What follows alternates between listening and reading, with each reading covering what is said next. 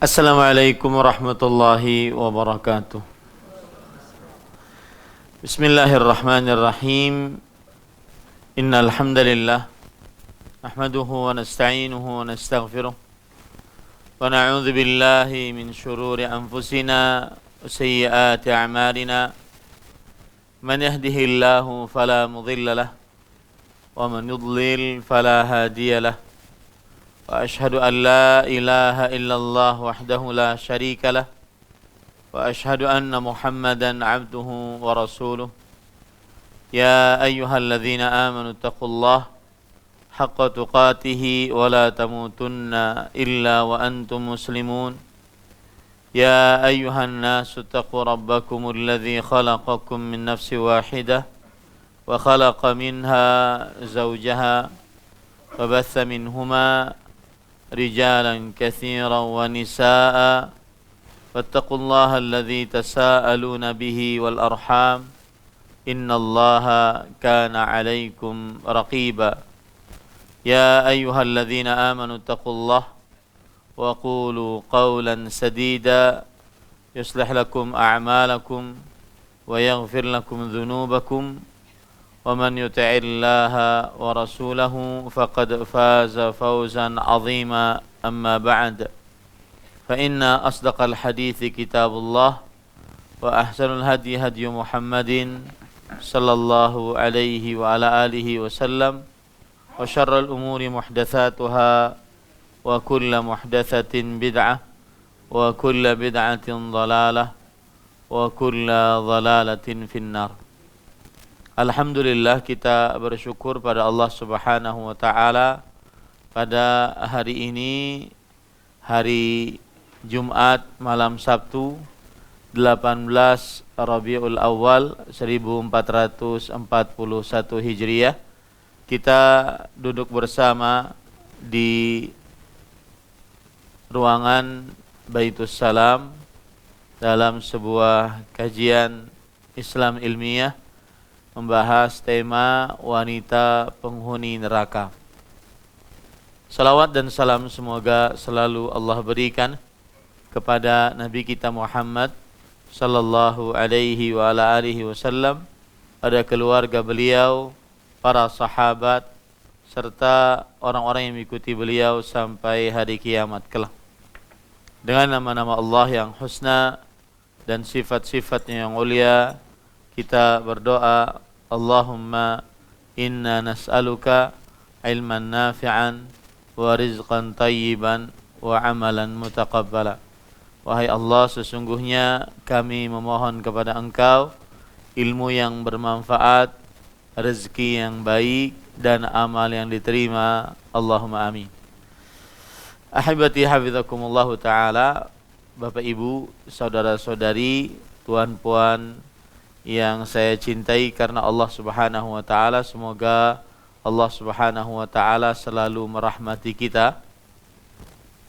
Pada kesempatan kali ini kita memulai kajian kita dengan tema yang pertama, yaitu wanita penghuni neraka. Dan ini adalah sebenarnya buku yang saya tulis, buku kecil mengingatkan para wanita muslimah bahwa wanita muslimah diancam dengan neraka disebabkan karena sifat-sifat yang dimiliki oleh wanita muslimah. Poin pertama yang ingin kita bahas yaitu tentang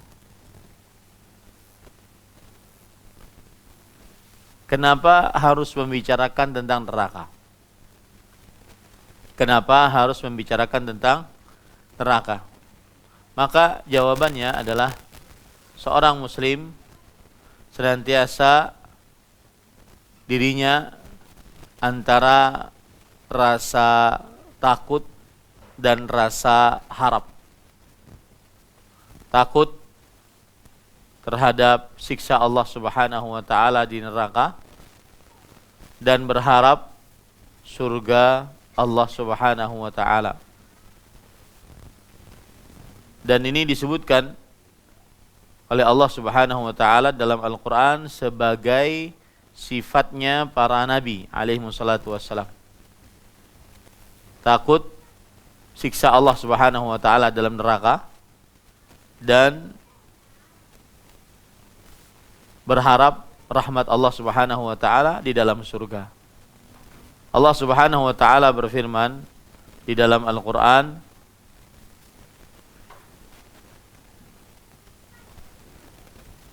yaitu surat Al-Anbiya ayat 90.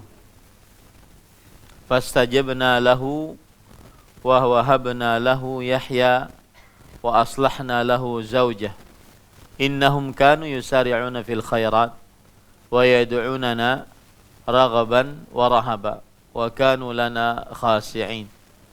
Surat Al-Anbiya ayat 90. Para nabi alaihi wassalatu wassalam, mereka berdoa kepada kami dengan mengharap. Lihat di situ ada dua, mengharap rahmat kami dan takut kepada siksa kami. Di kehidupan seorang muslim harus di antara rasa takut terhadap siksa Allah Subhanahu wa taala dan rasa harap terhadap surganya Allah Subhanahu wa taala. Nah, inilah penyebab kenapa kita mengangkat tema wanita penghuni neraka. Jadi jangan sampai kita cuma mengingat, oh saya masuk surga, rahmat Allah luas, Allah maha pengasih, maha penyayang. Yang itu nanti kalau kita cuma berpikir seperti itu, maka kita akan meremehkan siksa Allah Subhanahu wa taala di dalam neraka. Akhirnya meremehkan maksiat. Nah, ini sebab pertama kenapa kita harus membicarakan neraka. Karena kehidupan seorang muslim tidak lepas antara rasa takut, rasa harap. Sebagaimana para nabi, yad'unana raghaban wa rahaba. Mereka berdoa kepada kami raghaban, berharap rahmat kami, wa rahaba, dan takut akan siksa kami. Harus ada dua itu. Makanya Nabi Muhammad sallallahu alaihi wasallam, beliau salah satu tugas beliau bukan hanya sebagai pemberi kabar gembira. Siapa yang mengamalkan ini dapat surga, siapa yang mengamalkan ini dapat masuk ke dalam rahmat Allah, bertemu dengan bidadari. Tapi salah satu tugas Nabi Muhammad sallallahu alaihi wasallam juga adalah memberi peringatan. Memberi peringatan sebagaimana disebutkan oleh Allah dalam banyak ayat, di antaranya surat Al-Isra ayat 105. Allah Subhanahu wa taala berfirman, "Wa bil haqqi anzalnahu wa bil haqqi nazal wa ma arsalnaka illa mubasysyiran wa nadhira." Dan kami turunkan Al-Qur'an dengan sebenar-benarnya. Dan Al-Qur'an dan dengan membawa kebenaran, Al-Quran itu telah turun dalam keadaan utuh sebagaimana waktu diturunkan. Tidak akan terjadi perubahan dan pergantian. Dan tidaklah kami mengutus engkau wahai Muhammad sallallahu alaihi wasallam kecuali sebagai mubasysyiran, pemberi kabar gembira, wa nadhiran, dan pemberi peringatan. Nah, sekali lagi inilah kenapa kita mengangkat tema wanita penghuni neraka, agar di dalam diri kita ada semacam rasa takut terhadap siksa Allah. Tidak melulu rasa harap, tetapi ada rasa takut terhadap siksa Allah Subhanahu wa taala. Nah, kemudian sebab yang kedua, kenapa kita membicarakan neraka? Karena agar kita tahu keburukan untuk menjauhinya. Agar kita mengetahui mana yang buruk, lalu kita jauhi. Dan ini mencontoh sahabat Nabi Mu'adz bin Jabal radhiyallahu anhu. Beliau bercerita dalam hadis riwayat Bukhari, "Kana an-nas yas'aluna Rasulullah sallallahu alaihi wasallam 'anil khair wa kuntu as'aluhu 'anis syarr makhafata an aqa'a fi. Orang-orang bertanya kepada Nabi Muhammad SAW tentang kebaikan. Amalan paling utama apa? Amalan paling dicintai apa? Amalan paling besar pahalanya apa? Bertanya kepada Rasulullah SAW tentang kebaikan. Dan aku, kata Mu'adz bin Jabal, yang beliau adalah sahabat Nabi yang paling paham tentang halal dan haram. A'lamu ummati bil halali wal haram Mu'adz bin Jabal.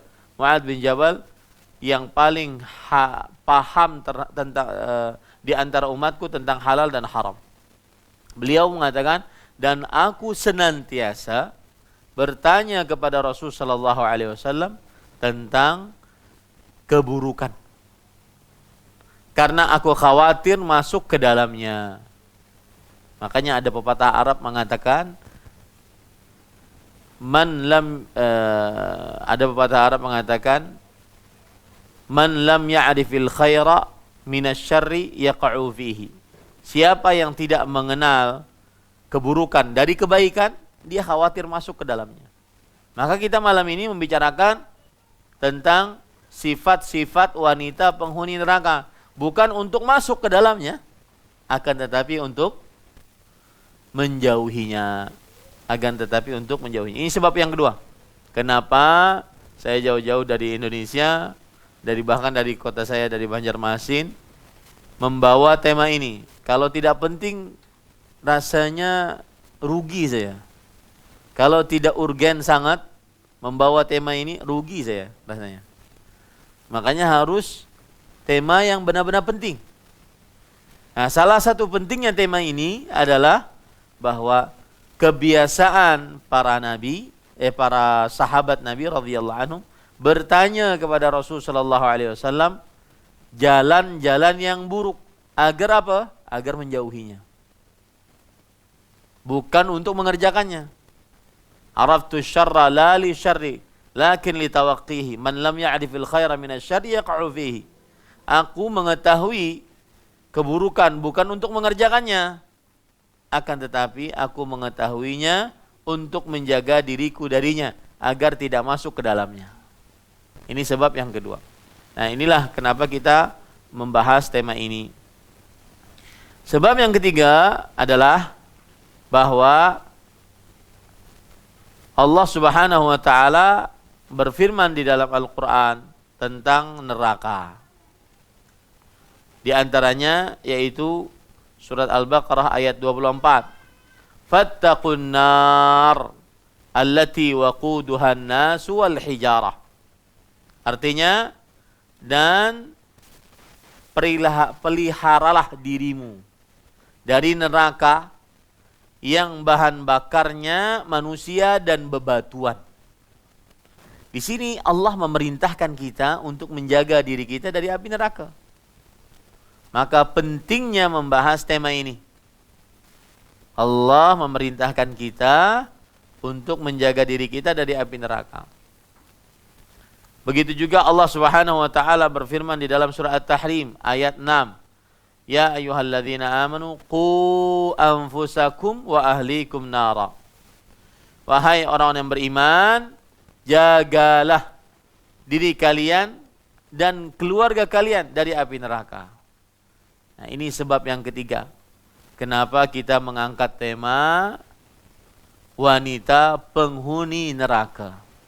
Kenapa membicarakan tema neraka? Karena Allah menginginkan kita untuk menjaga diri kita dari api neraka. Fattaqun nar. Hati-hati terhadap neraka. Pelihara diri kalian dari neraka. Kemudian Rasulullah Allah Subhanahu wa taala juga berfirman, "Qu anfusakum wa ahlikum nara." Jaga diri kalian dan keluarga kalian, istri anak-anak dari api neraka. Jadi pantas kita untuk membicarakan neraka. Baik. Timbul pertanyaan yang kedua, yaitu di dalam yang sudah disebutkan. Bab pertama nomor 2, kenapa dikhususkan wanita? Itu kan ada di dalam tema kita. Bab pertama nomor 2, kenapa dikhususkan wanita? Apakah wanita saja yang masuk ke dalam neraka? Maka jawabannya adalah dikhususkan wanita karena kalau kita lihat di dalam hadis-hadis Rasul sallallahu alaihi wasallam bahwa Rasulullah sallallahu alaihi wasallam mengabarkan kepada kita, wanita adalah penghuni neraka paling terbanyak. Dalam hadis riwayat Bukhari dari Imran bin Husain radhiyallahu an, Nabi Muhammad sallallahu alaihi wasallam bersabda, "Ittala'tu fil jannah fara'aitu aktsara ahliha al-fuqara. Wa ittala'tu fin nar fara'aitu aktsara ahliha an-nisa." Aku melihat ke dalam surga, ternyata kebanyakan penghuninya orang-orang fakir miskin. Dan aku melihat ke dalam neraka, ternyata kebanyakan penghuninya adalah para wanita. Ini hadisnya. Ini kenapa kita mengangkat tema wanita penghuni neraka. Saya dalam buku ini banyak dihujat oleh para wanita. Kenapa wanita saja? Seakan-akan wanita buruk. Seakan-akan wanita rendah. Kenapa disebutkan wanita saja? Maka jawabannya adalah karena hadis ini. Ittala'tu fin nar fa idza ra'aitu aktsara ahliha an-nisa. Aku melihat di dalam neraka, ternyata penghuni neraka terbanyak adalah perempuan, para perempuan.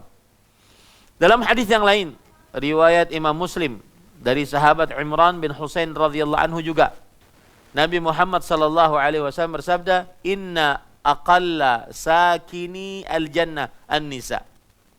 Sesungguhnya penduduk surga yang paling sedikit adalah perempuan.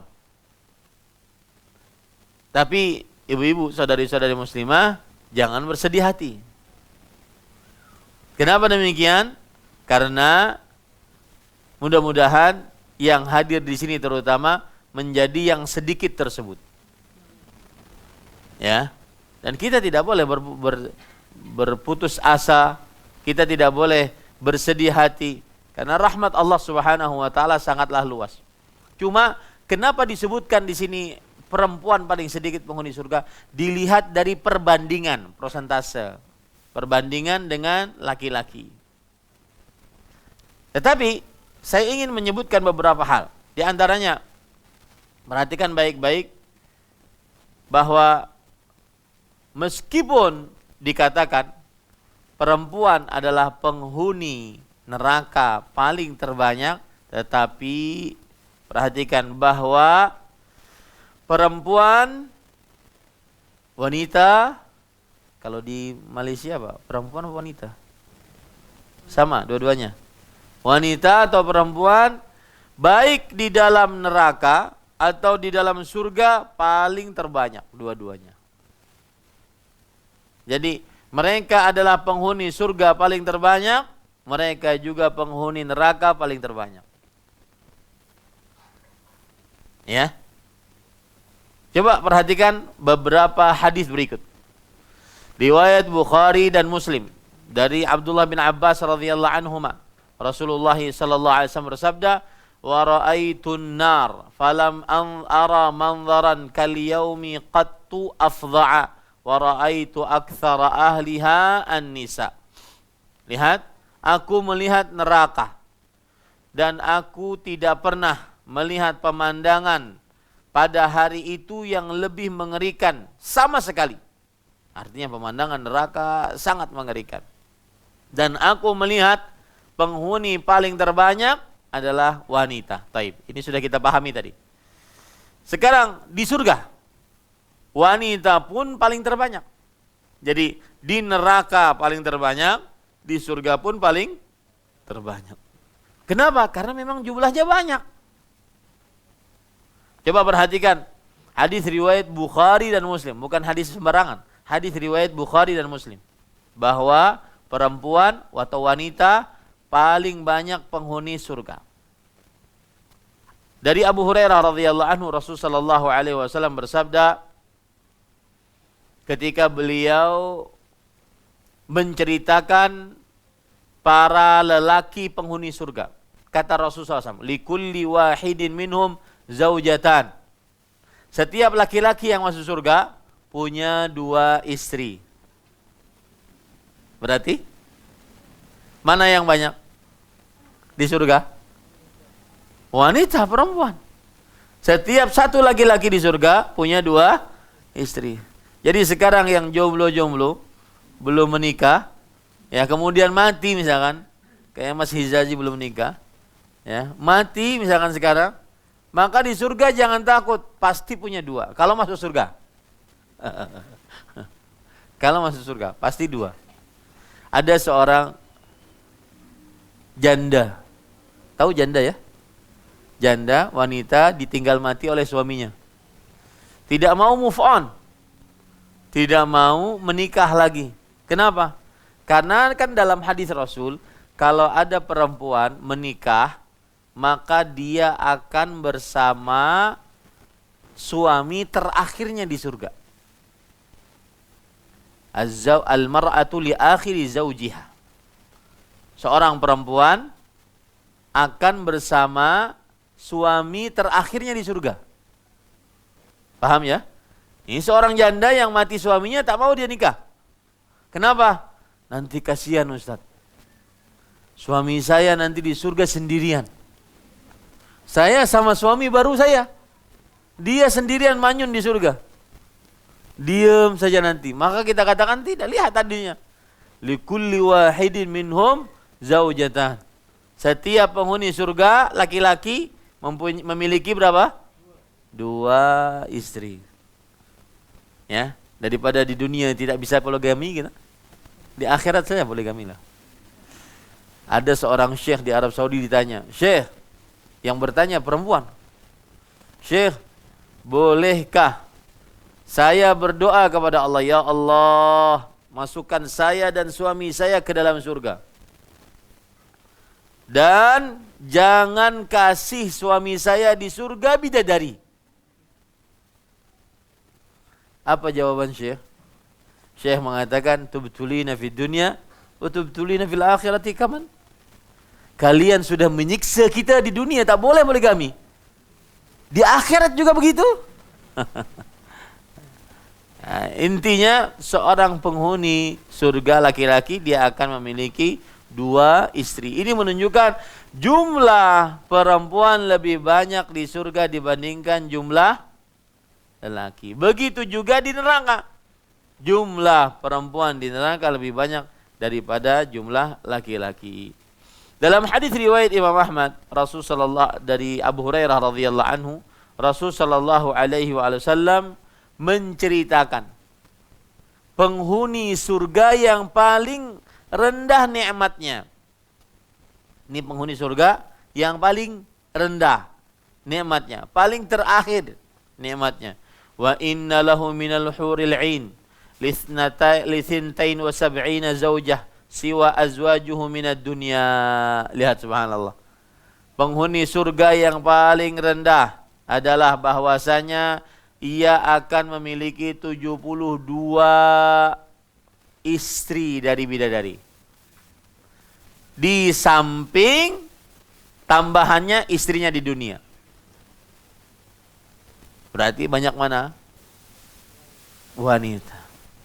Jadi ringkasannya, di surga paling banyak perempuan, di neraka juga paling banyak perempuan. Kembali ke masalah kita. Kenapa kita membicarakan perempuan, wanita penghuni neraka? Karena tadi bahwasanya Rasul sallallahu alaihi wasallam pernah bersabda bahwa inna aqalla sakinil jannah nisa. Sesungguhnya penghuni surga yang paling sedikit adalah perempuan.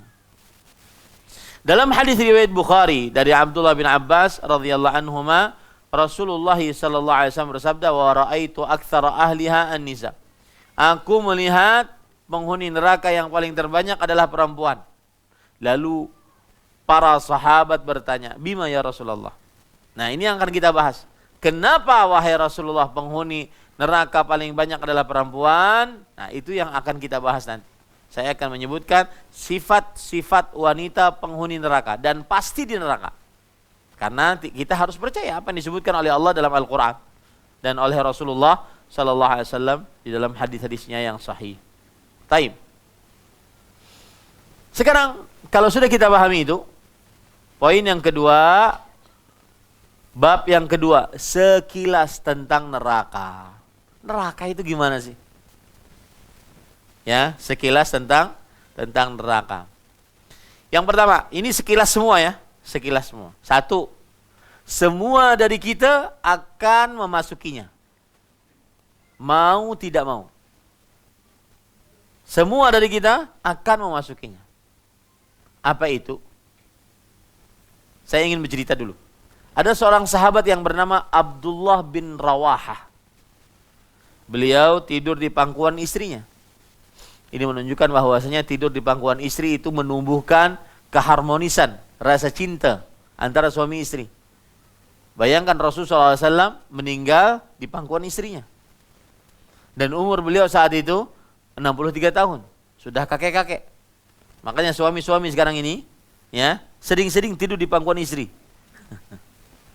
Karena itu menumbuhkan rasa cinta. Meskipun sudah jadi kakek-kakek. Wah, Ustaz, geli Ustaz. Sudah banyak cucu. Ya. Maka Abdullah bin Rawahah radhiyallahu an, beliau tidur di pangkuan istrinya, kemudian beliau menangis. Sang istri melihat suaminya menangis, ikut menangis. Kemudian Abdullah bin Rawahah melihat istrinya menangis, bertanya, "Kenapa engkau menangis?"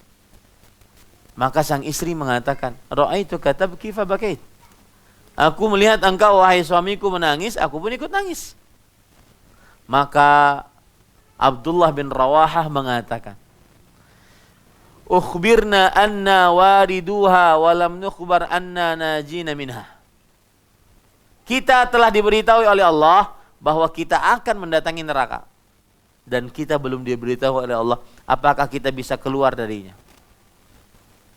Apa yang dimaksud Abdullah bin Rawahah? Bahwa kita sudah diberitahukan oleh Allah kita akan mendatangi neraka. Yaitu dalam surat Maryam ayat 71 sampai 72. Wa in minkum illa wariduha kana ala rabbika hatman maqdhiya. Tidak ada di antara kita kecuali melainkan mendatangi neraka itu. Mendatangi neraka. Semua dari kita. Jadi gini Pak. Ini padang mahsyar. Di sana neraka jahanam. Kemudian dibentangkan sirat. Dibentangkan sirat. Sirat itu yang pertama tipis. Lebih tipis dari rambut. Yang kedua tajam, lebih tajam daripada pedang. Dalam hadis riwayat Imam Ibnu Hibban dari Abu Sa'id Al-Khudri radhiyallahu anhu. Ahaddu minas sayf adaqqu minas sya'ar. Lebih tajam daripada pedang, lebih tipis daripada rambut. Kemudian yang selanjutnya yaitu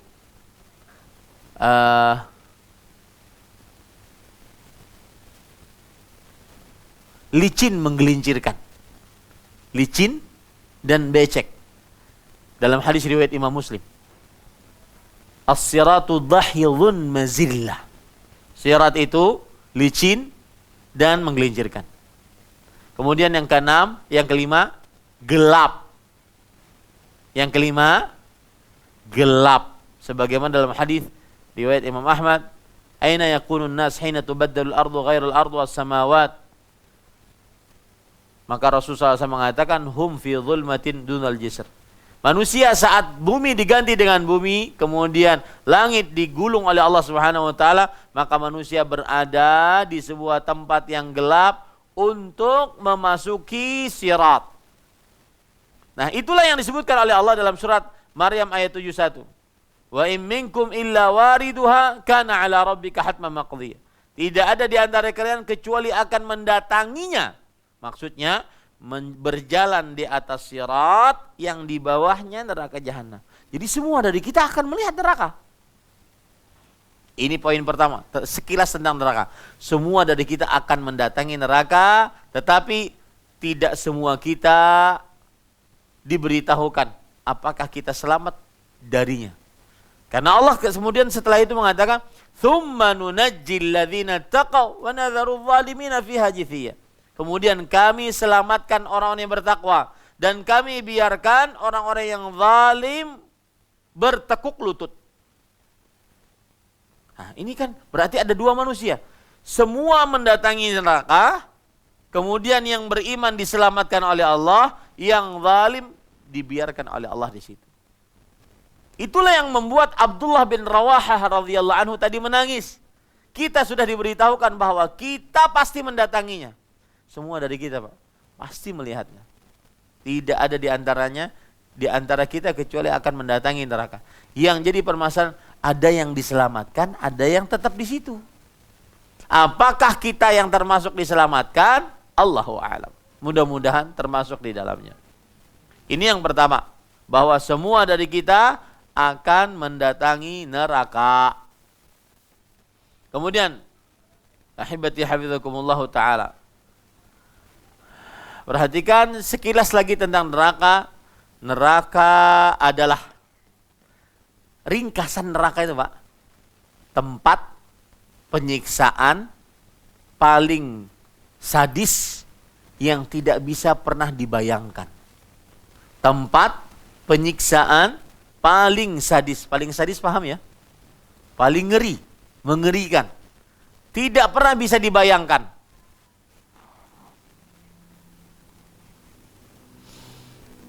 Coba sekarang saya akan sebutkan beberapa siksa neraka yang tidak bisa dibayangkan. Yang pertama, siksanya tidak pernah diringankan. Allah Subhanahu wa taala berfirman di dalam Al-Qur'an dalam surat Al-Baqarah ayat 86. Fala yukhaffafu anhum min adzabiha, anhumul adzab. Maka tidak diringankan atas mereka siksa. Begitu juga dalam surat Fatir ayat 36. Wala yukhaffafu anhum min adzabiha. Dan siksa mereka tidak diringankan. Jadi gini, Pak. Minuman penghuni neraka itu air mendidih. Air mendidih berapa derajat Celcius? 100. Misalkan hari ini penghuni neraka minum air mendidih yang panasnya 100 derajat Celcius. Besok jangan pernah berharap sama. Tidak pernah diringankan. Setiap harinya bertambah siksanya. Itu satu. Itu siksa yang sangat mengerikan bagi penghuni neraka. Tidak pernah diringankan. Yang kedua, tidak pernah berhenti siksanya. Yang kedua, tidak pernah berhenti siksanya. Bahkan subhanallah, para ikhwan yang dirahmati oleh Allah Subhanahu wa taala, Allah berfirman di dalam Al-Qur'an surat Fatir ayat 36. Walladzina kafaru lahum naru jahannam la yuqda alaihim fayamutu. Dan orang-orang kafir mereka mendapatkan neraka jahanam. Mereka tidak dihancurkan sampai mati, tidak. Mereka tidak disiksa sampai mati. Karena kalau sudah mati enggak ada lagi siksanya. Enggak terasa lagi. Ini enggak disiksa, hancur, dikembalikan, siksa lagi, hancur lagi, kembalikan lagi, siksa lagi, hancur lagi. Ini adalah pedihnya siksa neraka. Tidak pernah berhenti siksanya. Makanya Allah berfirman di dalam surat Al-A'la, "Tsumma la yamutu fiha wala yahya." Kemudian orang yang di dalam neraka tidak mati dan tidak hidup. Apa maksud tidak mati? Nah, disiksa, kemudian dikembalikan seperti sedia kala. Setelah itu disiksa lagi, dikembalikan lagi, siksa lagi. Tidak mati, tidak hidup. Tidak mati kenapa? Karena setiap kali hancur dikembalikan. Tidak hidup kenapa? Karena selalu disiksa. Paham ini para ikhwah? Itu adalah pemandangan yang sangat mengerikan di dalam neraka. Bahkan saking capeknya penghuni neraka disiksa, mereka minta kepada malaikat penjaga neraka, "Ya Malik, liyaqdi alaina rabbuk." Wahai Malik, beritahukan kepada Allah Rabbmu, sudah kami matikan saja. Kami capek disiksa. Disiksa nggak mati, kemudian dikembalikan lagi. Hancur, dikembalikan lagi. Siksa lagi. Hancur, kembalikan lagi. Siksa lagi. Terus. Ini para ikhwan yang dirahmati oleh Allah Subhanahu wa ta'ala. Sekilas tentang neraka yang kedua. Siksanya tidak pernah berhenti. Begitu juga disebutkan oleh Allah Subhanahu wa ta'ala dalam Al-Quran. Surat An-Nisa ayat 56. Kullama nadhijat juluduhum baddalnahum juludan ghairaha liyadzuqul azab. Yang artinya setiap kali kulit mereka terbakar hangus, maka kami ganti dengan kulit yang lain. Allahu Akbar. Setiap kali kulit mereka terbakar hangus, maka kami ganti kulit mereka dengan kulit yang lain. Ini sekilas tentang neraka yang kedua, bahwa siksanya sangat pedih. Dari sisi mana? Tidak pernah diringankan. Yang kedua, selalu disiksa. Kemudian, sekilas tentang neraka yang lain, Bapak, Ibu, saudara-saudari yang dimuliakan oleh Allah Subhanahu wa ta'ala,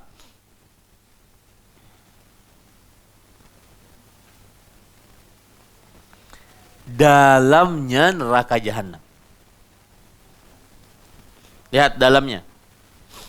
Ini kita itu di dunia, kalau ada ruangan yang dalam, maka apa yang terjadi? Oksigen habis. Betul? Kalau tidak ada AC, tidak ada tidak ada kipas angin, maka kalau kita masuk ke dalam ruangan yang dalam, maka oksigen habis, bisa kita mati. Ditambah dengan bau busuk.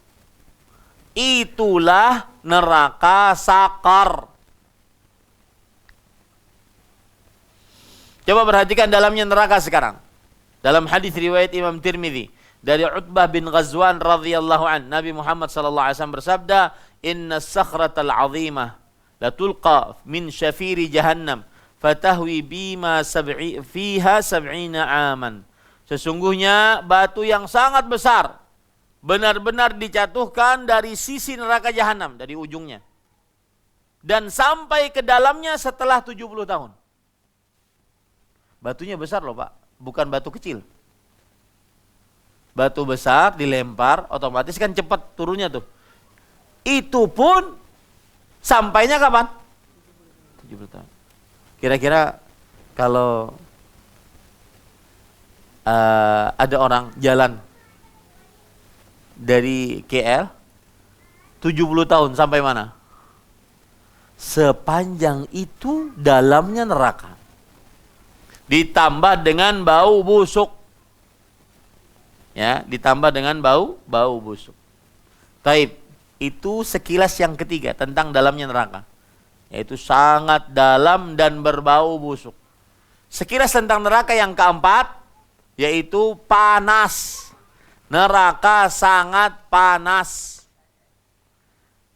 Seperti dalam hadis riwayat Imam Muslim dari Abu Hurairah radhiyallahu an, Rasul sallallahu alaihi wasallam bersabda, "Narukum hadhihi allati yuqidu ibnu Adam juz'un min 70 juz'an min nari jahannam." Api yang kalian nyalakan di dunia ini adalah satu bagian, panasnya itu satu bagian dari 70 panas api neraka jahanam. Kalau sekarang ada orang yang berani memegang api, maka tidak ada yang berani, pasti terbakar. Itu baru satu bagian dari 70 bagian panasnya neraka jahanam. Maka wajar Pak, orang-orang yang meremehkan sholat dan mengikuti hawa nafsu, Allah mengatakan, "Fasawfa yalqawna ghayya." Mereka akan mendapati ghayya, siksa ghayy. Neraka ghayya, itu disebutkan oleh Allah dalam surat Maryam ayat 59. Apa itu ghayy? Perhatikan. Panasnya neraka. ahli tafsir di dalam tafsir Imam Ibnu Katsir mengatakan lau wadin fi jahannam lau suyirat ma'ahul jibalu lama'an. Ghai adalah lembah yang tadi dalamnya seberapa tadi? 70 tahun perjalanan, ya. Kalau dimasukkan gunungnya akan meleleh. Saya ingin bertanya, ini hadiah atau gimana? Ya, saya ingin bertanya. Dari sisi mana Bapak Ibu bisa mengetahui bahwa itu lembah ghai panas?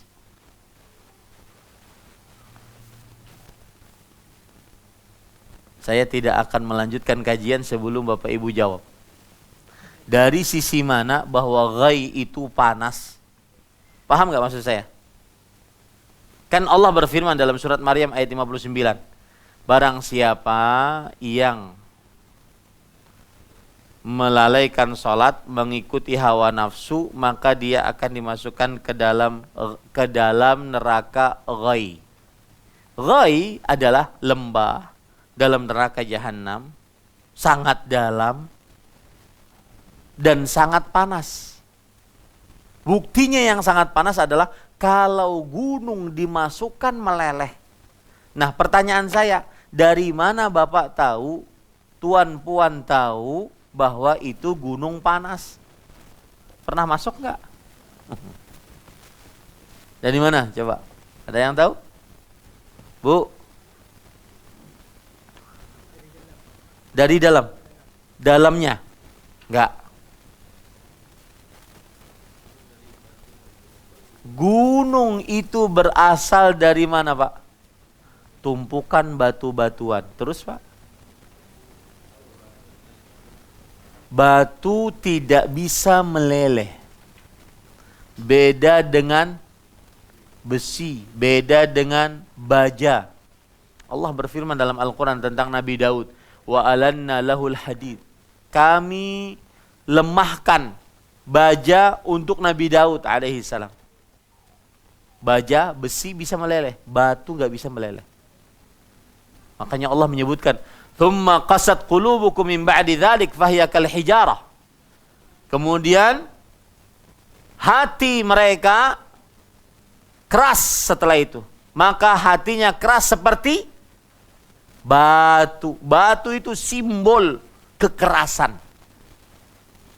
Tapi gara-gara neraka ghai saking panasnya, dimasukkan ke dalamnya apa tadi? Meleleh. Paham ya? Bapak ambil aja batu, itu tidak akan pernah dibakar bagaimanapun, dia tidak akan meleleh. Batu hanya bisa pecah, tidak bisa meleleh. Tapi kalau sudah masuk ke dalam neraka ghai, maka dia akan apa? Meleleh. Di situ letak panasnya neraka ghai. Nah, ini sekilas yang keempat tentang neraka, bahwa dia sangat panas. Bapak Ibu, saudara-saudari yang dimuliakan oleh Allah Subhanahu wa taala. Kemudian sekilas tentang neraka. Yang kelima, makanannya sangat buruk. Makanannya sangat buruk.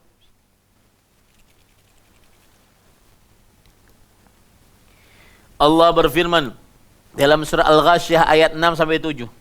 Laisa lahum ta'amun illa min dhari'.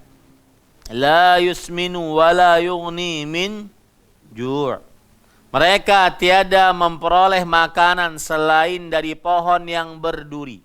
Dhari' diterjemahkan pohon yang berduri. Kalau kita buka tafsiran dari ahli tafsir Abdullah bin Abbas, dhari' adalah syajaratun minan nar, pohon api. Ya, itu makanan penghuni neraka. Ada pohonnya api, dimakan. La haula wala quwwata illa billah. Dan itu tidak bisa dibayangkan. Gimana ya pohon api? Nggak bisa dibayangkan. Karena memang neraka tempat penyiksaan paling sadis yang tidak pernah bisa dibayangkan. Ya, dhari' itu pohon api dijadikan sebagai makanan. Jadi bayangkan antum, ada arang Ya, orang bakar sate, bakar apa, itu kan panas arangnya. Itu dijadikan makanan. Makanya Allah pantas mengatakan la yusminu wa la yughni min ju'. Yang tidak menggemukkan, tidak pula menghilangkan lapar, yang ada adalah terbakar perutnya. Itu pemandangan kelima sekilas tentang neraka. Kemudian Bapak Ibu saudara-saudari yang dimuliakan oleh Allah Subhanahu wa taala, makanan neraka juga. Dalam surat Al-Muzammil ayat 12 sampai 13. Inna ladaina ankalan wa jahiman wa ta'aman dza ghussatin wa 'adzaban alima. Dan bagi penghuni neraka makanan yang menyumbat di kerongkongan dan siksa yang pedih. Apa maksudnya makanan nyumbat di kerongkongan? Abdullah bin Abbas ahli tafsir generasi sahabat mengatakan dia adalah duri yang menancap di tenggorokan, tidak bisa masuk, tidak bisa keluar. La haula wala quwwata illa billah. Pak, jangan pernah remehkan. Jangan pernah remehkan. Dia adalah duri yang menancap, tidak bisa dimasukkan, tidak bisa dikeluarkan. Itu disebut dengan ta'aman dza ghussah. Makanan yang menyumbat di kerongkongan. Ini Bapak, Ibu, saudara-saudari yang dimuliakan oleh Allah Subhanahu wa taala. Baik. Saya kira itu cukup sekilas tentang neraka. Belum minumannya hamim. Yang saya katakan tadi, air mendidih, sadid, nanah penghuni neraka. Jadi ada koreng-koreng penghuni neraka itu kan menetes. Nah, itu dijadikan minum bagi penghuni neraka. Na'udzubillah. Maka jangan pernah kita meremehkan tentang nerakanya Allah Subhanahu wa taala. Taib. Sekarang kita masuk kepada poin selanjutnya, bab ketiga. Inilah inti dari kajian kita. Wanita penghuni neraka. Siapakah mereka itu? Wanita penghuni nerakanya Allah Subhanahu wa taala. Yang pertama, istri Nabi Nuh dan istri Nabi Lut. Istri Nabi Nuh dan istri Nabi Lut. Ini nas, penegasan tegas dari Al-Quran bahwa mereka berdua penghuni neraka. Tidak bisa ditolak. Bukan rekayasa, bukan sangkaan, dugaan, bukan. Tetapi mereka sudah disebutkan dalam Al-Quran. Allah berfirman dalam surah At-Tahrim ayat 10. Daraballahu mathalan lilladzina kafaru imra'ata Nuhin wa imra'ata Lut. Kanata tahta abdaini min ibadina salihaini fakhanatahuma falam yughniya anhuma minallahi syai'an wa qila dkhulan nara ma'ad dakhilin. Allah membuat istri Nuh dan istri Lut perumpamaan bagi orang-orang kafir. Keduanya berada di bawah penguasaan dua orang hamba yang saleh di antara hamba-hamba kami.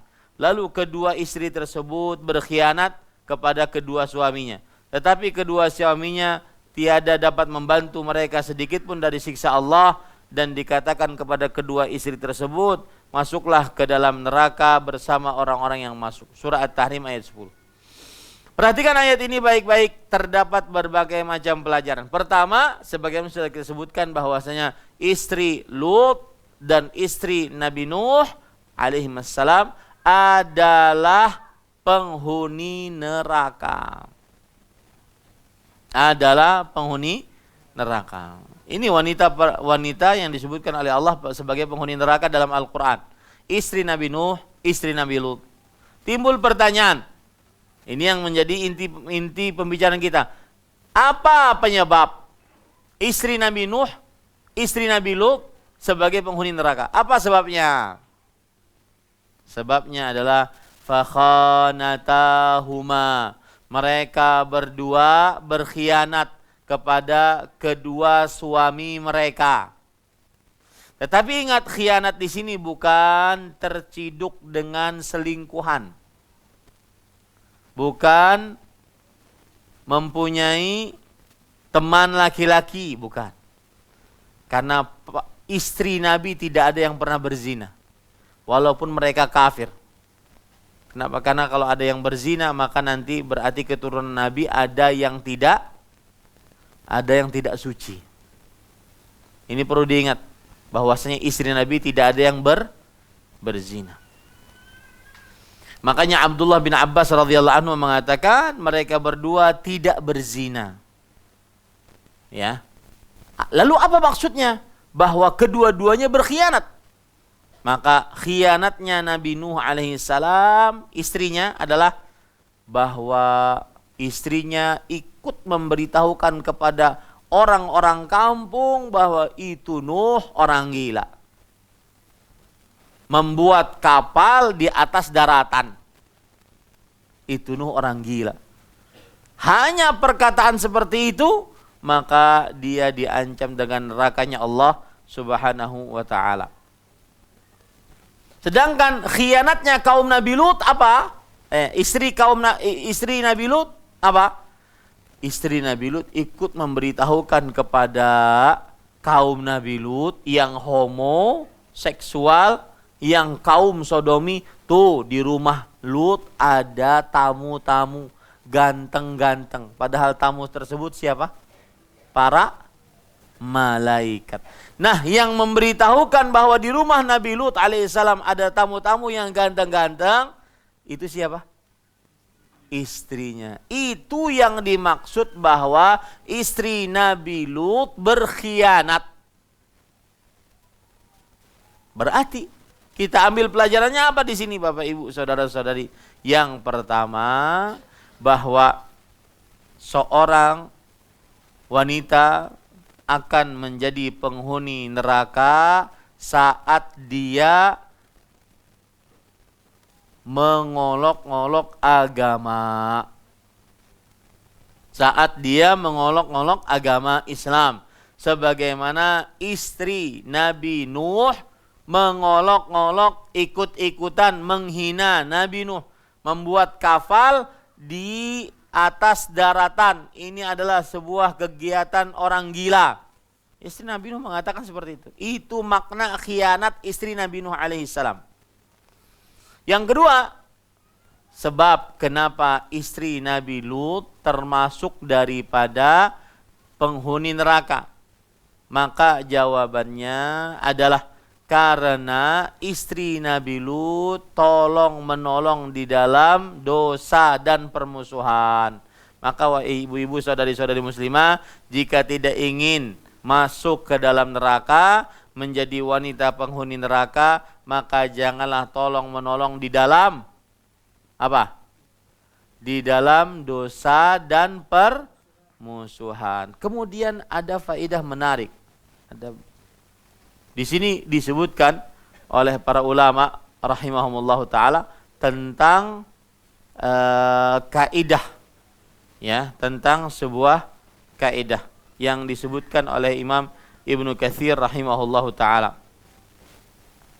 Kaidahnya adalah bahwa hidayah itu penting, bahkan lebih penting daripada makan dan minum. Hidayah itu penting, bahkan lebih penting daripada makan dan minum. Kenapa? Karena hidayah itu berasal dari Allah. Hidayah itu berasal dari Allah. Bayangkan di sini, lihat, istri seorang nabi tidak beriman. Sedangkan istri pengaku Tuhan, Fir'aun, beriman. Ya, ini kaidah pentingnya hidayah. Istri seorang nabi tidak beriman. Tetapi istri pengaku Tuhan, Fir'aun, yaitu Asyah binti Muzahim, beriman. Maka kaidahnya para ikhwan yang dirahmati oleh Allah Subhanahu wa taala, bahwa siapa yang diberikan petunjuk oleh Allah tidak ada yang bisa menyesatkannya, dan siapa yang disesatkan oleh Allah tidak akan bisa mendapatkan petunjuk.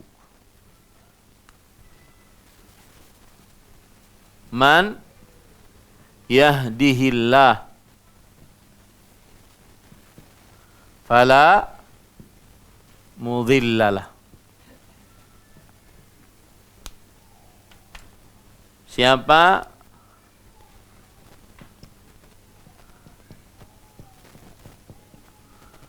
wa man yudlil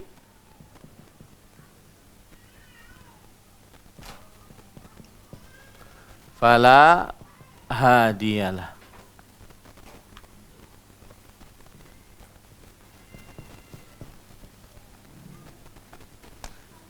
Ini akan sangat bermanfaat saat mendidik anak.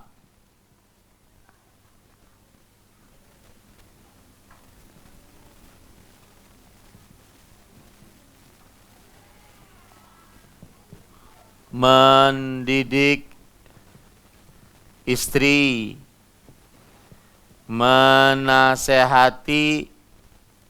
suami, sangat bermanfaat. Mengenal hakikat hidayah. Siapa yang diberi petunjuk oleh Allah, maka tidak akan ada yang bisa menyesatkannya. Siapa yang disesatkan oleh Allah, tidak akan ada yang bisa memberi petunjuk kepada Allah, kepadanya.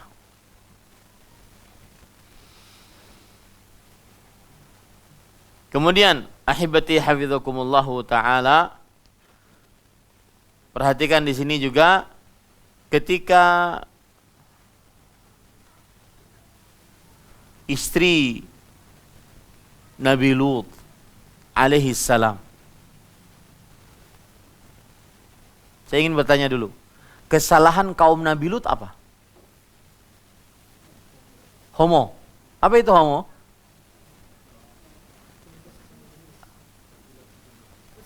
Hubungan laki-laki dengan laki-laki. Itu homo.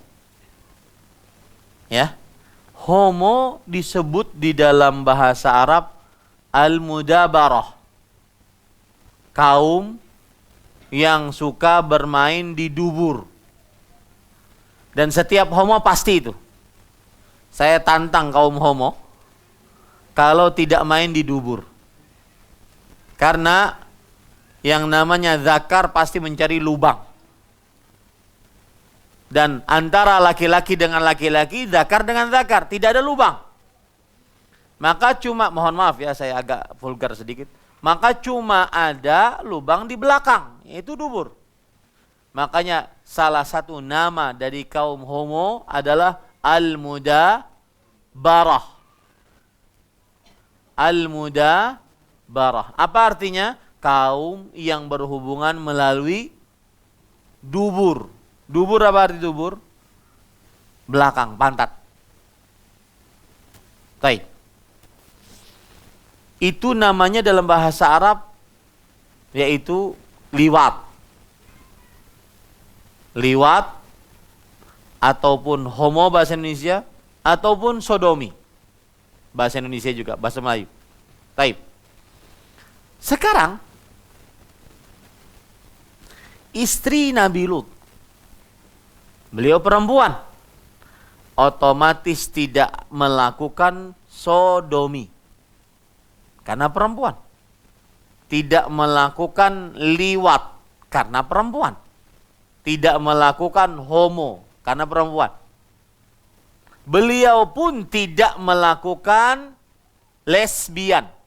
Beliau enggak. Di zaman itu enggak dikenal lesbian. Yang dikenal homo. Zaman sekarang yang dikenal lesbian itu. Ingat tuh, kaum Nabi Lut hanya mengenal apa? Homo, sodomi, mudabarah. Tidak mengenal lesbian. Ingat itu baik-baik. Cuma sekarang, nah ini yang ingin saya sampaikan.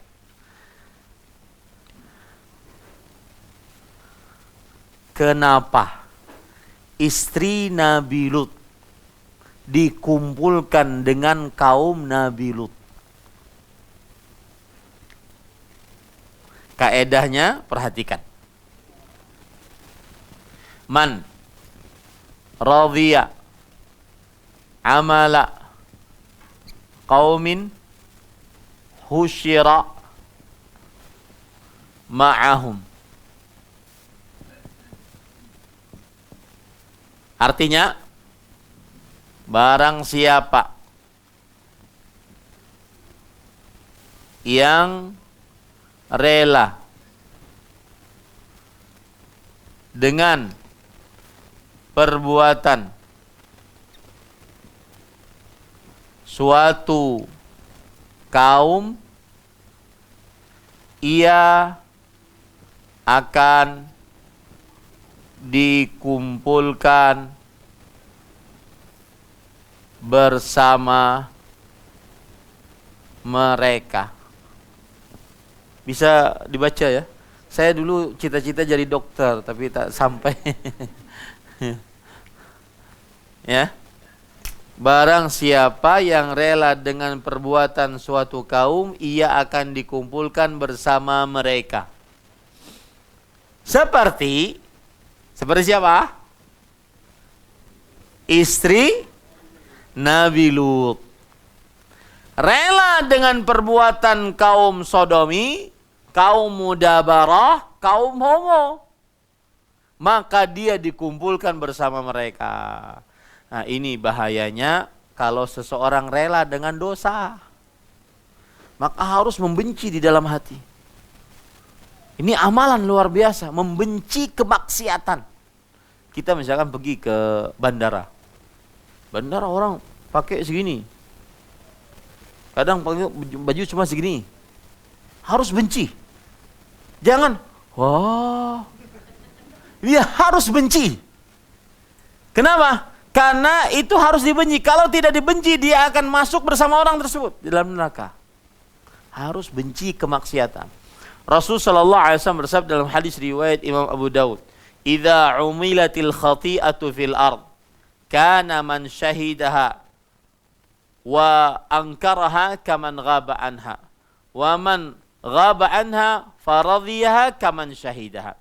Jika ada satu kemaksiatan di bumi, siapa yang melihat langsung tetapi benci hatinya, dia seperti tidak melihat.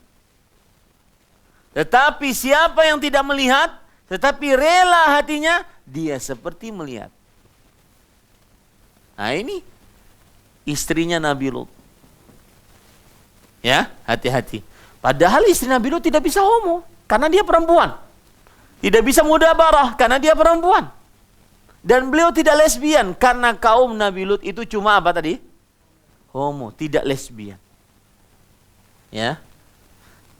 Timbul pertanyaan, kenapa sih mereka disebut kaum sodomi? Karena mereka berasal dari daerah namanya Sadum. Sadum dalam bahasa tafsir Sadum. Dari qaryah, dari desa namanya apa? Sadum. Maka disebut dengan kaum sodomi. Dan yang ada di zaman itu hanya sodomi, mudabarah, hubungan laki-laki dengan laki-laki. Belum ada lesbian pada waktu itu. Tetapi kenapa istri Nabi Lut dikumpulkan dengan mereka?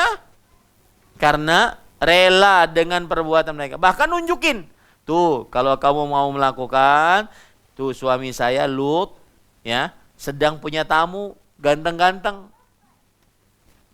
Makanya saya berpesan nih kepada bapak-bapak, anak-anak yang mungkin dia umurnya ibtidai ataupun elementary school, sebelum high school, bahkan mungkin kalau ada high school, maka kadang-kadang anak-anak itu kan belum punya jenggot, belum punya kumis, dia terlihat baby face gitu. Ya. Maka harus diajak apa gitu, dia biar laki. Entah karate kah, entah lari kah, entah olahraga kah, agar tidak terlihat seperti perempuan. Para salaf terdahulu membenci seseorang duduk dengan para anak-anak yang amrod namanya. Amrod itu adalah apa? Anak-anak yang seperti terlihat perempuan. Ya. Dia tidak seperti para banci.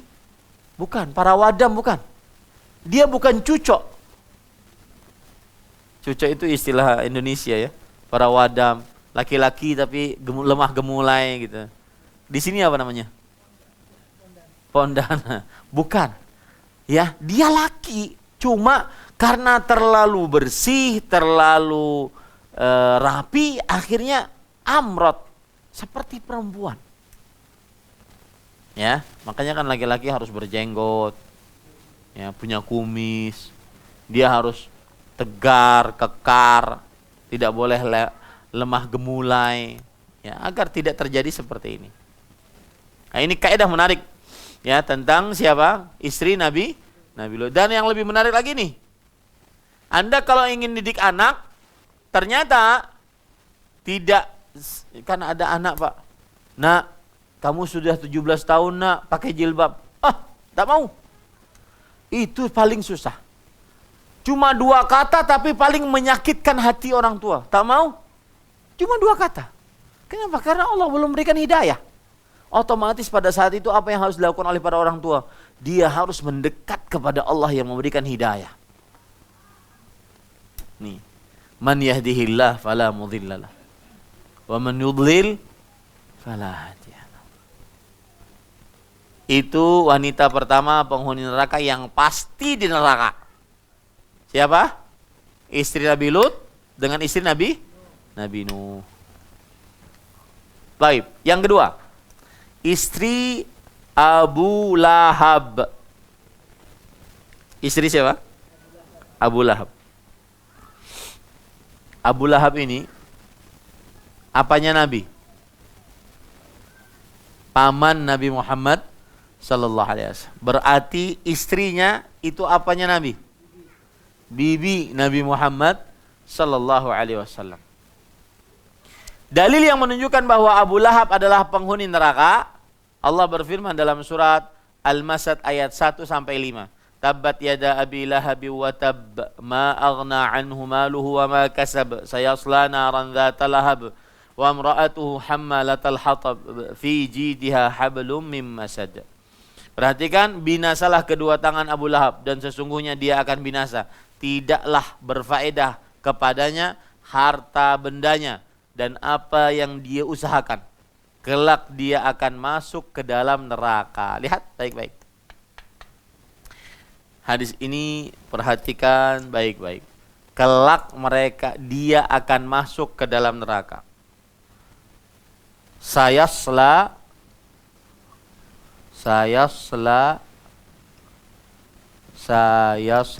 naran dzata lahab.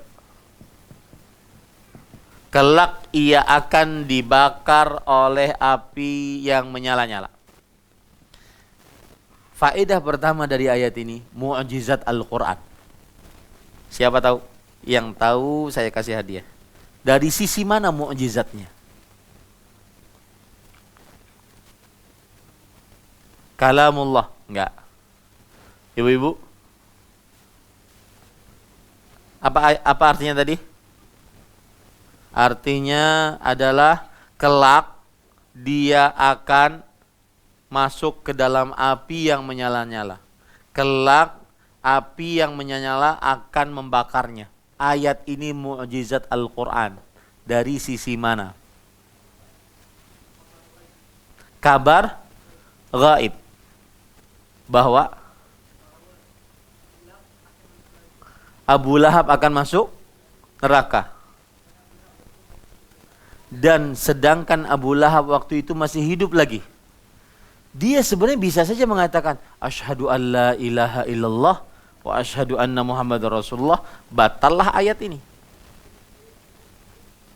Paham? Kalau dia ingin membatalkan ayat ini, ingin menghinakan wahyu Allah, ingin menghinakan Rasulullah, mudah. Dia mengatakan asyhadu an la ilaha illallah, asyhadu anna Rasulullah. Berarti ayat Al-Qur'anmu tidak benar. Ya, akan tetapi mukjizat Al-Qur'an bahwa Abu Lahab sampai matinya di peperangan Badar tidak beriman. Bahkan istrinya setelah matinya Abu Lahab sakit keras. Ketika sakit keras masih menghina agama Islam dan Rasulullah SAW. Jadi benar-benar mukjizat Al-Quran. Bahwa Abu Lahab tidak akan pernah mati dalam keadaan Islam. Padahal tidak ada yang tahu. Padahal bisa saja Abu Lahab mengatakan asyhadu an la ilaha illallah. Paham ini? Taib, itu faedah pertama. Silahkan ambil hadiah. Silahkan. Kemudian faedah yang kedua, istri Abu Lahab. Ya, istri Abu Lahab namanya siapa? Itu kunyah. Ummu Jamil kunyah. Namanya Arwa. Arwa.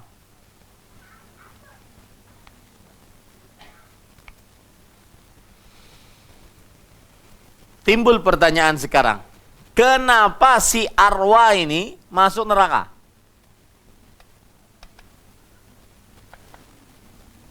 Nah, jawabannya adalah karena Arwa atau Ummu Jamil menghalang-halangi suaminya untuk masuk Islam. Menghalang-halangi suaminya untuk masuk Islam. Ini penyebabnya. Maka ibu-ibu saudara-saudara muslimah, salah satu sifat penghuni neraka adalah menghalangi suami dari amal saleh. Menghalangi suami dari amal saleh. Kemudian di sini ada faedah lagi, ada kaedah lagi. Perhatikan baik-baik. Mudah-mudahan kaedah ini bisa dibawa dalam kehidupan kita sehari-hari. Imam Ibnu Katsir mengatakan, man ahabba syai'an wa qaddamahu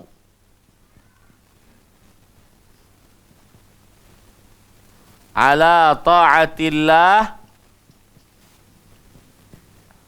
Ini saya berbasar ya. Udziba bihi. Perhatikan artinya. Barang siapa yang mencintai sesuatu dan ia dahulukan daripada taat kepada Allah, niscaya ia akan disiksa dengan sesuatu tersebut. Barang siapa yang mencintai sesuatu dan ia dahulukan daripada taat kepada Allah, niscaya ia akan disiksa dengan sesuatu tersebut. Kita langsung kepada contoh. Abu Lahab, perhatikan. Abu Lahab, istrinya siapa? Ummu Jamil. Perhatikan baik-baik. Abu Lahab disiksa oleh Allah di dalam neraka. Sayasla naran dzatalah. Ia akan dibakar oleh api yang menyala-nyala. Taib. Tetapi Abu Lahab lebih mencintai Ummu Jamil dibandingkan beriman kepada Allah. Maka nanti yang akan menyiksa Abu Lahab siapa? Berdasarkan kaidah ini, barang siapa yang mencintai sesuatu dan ia dahulukan daripada taat kepada Allah, niscaya ia akan disiksa dengan sesuatu tersebut. Berarti yang menyiksanya siapa? Istrinya. Apa dalilnya? Dalam surat Al-Masad dalilnya. Sayasla naran dzata lahab. Habis itu wa imra'atuhu hammalatal hatab.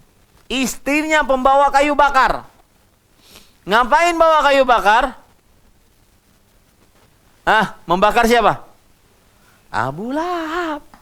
Jadi sudah dibakar oleh api, ditambahi oleh sang istri apinya. Ini kaedah dalam hidup Bapak Ibu. Perhatikan baik-baik. Sama kalau zakat, yang tidak mau bayar zakat, saya pernah. Waktu itu saya masih kerja di Arab Saudi sebagai penerjemah dan juga dai resmi. Kemudian ada perawat di sebuah rumah sakit. Berasal dari Malaysia. Kemudian minta waktu ke saya. Ustaz, boleh minta waktunya? Saya mau bertanya privat. Boleh. Apa pertanyaannya? Saya ini sudah sekian tahun kerja di Arab Saudi sebagai perawat. Alhamdulillah sudah banyak tabungan. Saya mau pulang ke Malaysia. Kemudian nanti di Malaysia saya tidak akan kerja. Saya cuma mau bercocok tanam. Tidak akan kerja lagi kemana-mana. Uang hidup saya yang saya kumpulkan itu selama di Arab Saudi. Dan tugas saya adalah berbakti kepada ibu saya. Pertanyaan saya, perhatikan baik-baik. Apakah uang saya, emas saya yang kumpulkan itu setiap tahun harus dizakati? Maka saya katakan iya. Setiap tahun harus dizakati. Kalau hartanya setiap tahun selalu sampai nisab. Loh Ustaz, saya kan nggak bekerja lagi. Saya cuma menafkahi sampai kita sama-sama mati, sudah selesai. Maka kita katakan selama ada hartanya dan sampai nisab melalui satu haul, maka wajib zakat. Taib. Kalau tidak wajib zakat, masuk nanti ke dalam kaidah ini. Dia mencintai sesuatu, kemudian dia lebih dahulukan cintanya kepada sesuatu tersebut dibandingkan kepada Allah, akhirnya dia akan di akhirat disiksa dengan sesuatu tersebut. Apa dalilnya? At-Taubah ayat 34-35. Allah berfirman, "Walladzina yaknizuna adh-dhahaba wal fiddah wa la yunfiqunaha fi sabilillah fabashshirhum bi'adzabin alim. Yauma yuhma 'alaiha fi nari jahannam fatukwa biha jibahuhum wa junubuhum wa dhuhuruhum. Hadza ma kanaztum li anfusikum fadzuqu ma kuntum taknizun." Yang artinya, dan orang-orang yang menyimpan hartanya tidak mau bersedekah di jalan Allah. Nanti emas, perak yang dia simpan-simpan itu dipanaskan di dalam api. Menjadi lembaran-lembaran api. Saya juga enggak paham bagaimana bentuknya lembaran api. Lalu ditempelkan di dahi, pundak, lambung. 3 anggota tubuh yang kalau ditempelkan bagian yang panas akan terasa sangat panas. Kalau nggak percaya, coba aja. Ambil setrika, letakkan di sini, bedakan dengan mohon diletakkan di paha. Akan sangat beda. Karena Allah tidak mungkin berbicara dengan sia-sia. Letakkan di punggung, kemudian letakkan di perut. Mana yang lebih panas? Pasti punggung. Letakkan di lambung, kemudian letakkan di betis. Mana yang lebih panas? Pasti lambung. Nah, intinya di sini kaidahnya itu. Siapa yang lebih mencintai sesuatu yang dia cintai dibandingkan ketaatan kepada Allah, maka dia akan disiksa dengan sesuatu tersebut.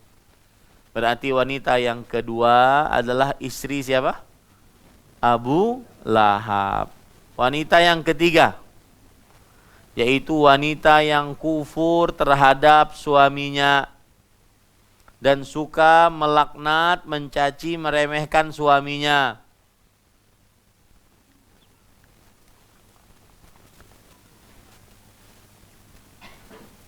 Ya. Sebagaimana dalam hadis tadi riwayat Imam Bukhari dan Muslim dari Abdullah bin Abbas radhiyallahu anhuma, uritun nar, diperlihatkan kepadaku neraka. Fa idza aktsaru ahliha an-nisa, ternyata penduduknya yang paling banyak adalah wanita. Qila ayakfurna billah, lalu ada yang bertanya, apakah mereka kufur terhadap Allah? Kemudian Rasulullah SAW menjawab, yakfurnal ashir wa yakfurnal ihsan.